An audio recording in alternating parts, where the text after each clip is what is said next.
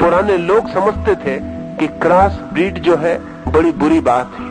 पुराने लोग समझते थे संकर होना बड़ी बुरी बात है, लेकिन आधुनिक विज्ञान कहेगा कि क्रॉस ब्रीड की बड़ी सामर्थ्य।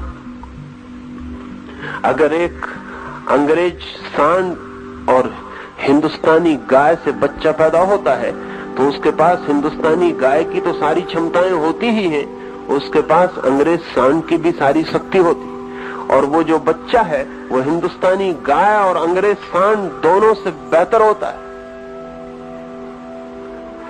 भारत किधर?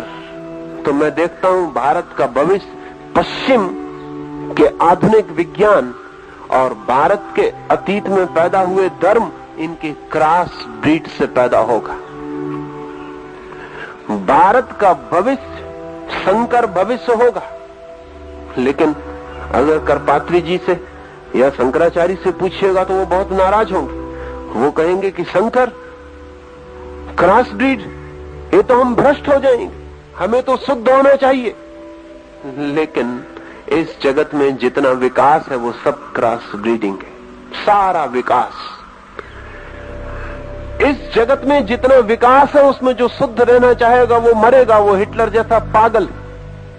और इस जमीन पर बहुत कम पागल हुए हैं जो हिटलर जैसे पागल हो। बाकी हिंदुस्तान में बहुत पागल हैं जिनके दिमाग में हिटलरी सपने और ख्याल है, जो समझते हैं शुद्ध 100% भारतीय।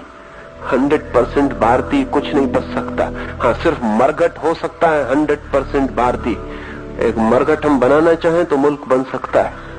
और जो कहते हैं कि 100% भारतीय नहीं, वो भी उतनी ही गलत बात कहते हैं, क्योंकि अगर हम 100% भारतीय नहीं होने का तय कर लें तो हम सिर्फ कागजी आदमी रह जाएंगे, कागज की नावें, जिनके पास कोई लंगर भी नहीं है, जिनके पास कोई तट भी नहीं है जहां टिक के खड़ी हो जाए, जो सिर्फ हवा के झोंकों में और पानी के लहरों में डोलती रहेंगी और नष्ट हो जाएंगी।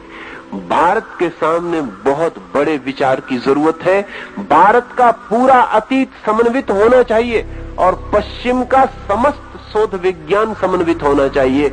हमारे हृदय की सारी खोज और उनके तर्क की सारी प्रतिभा, अतीत पूरा और वर्तमान समग्र, अगर दोनों हम संयुक्त कर पाए, संयुक्त कर सकते हैं।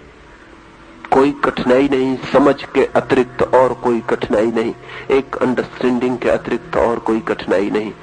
तो भारत एक बहुत ही नए फूल को जगत में खिला सकता है, और न केवल अपने लिए बल्कि सारे जगत के लिए एक सिंथेटिक कल्चर, एक समन्वित संस्कृति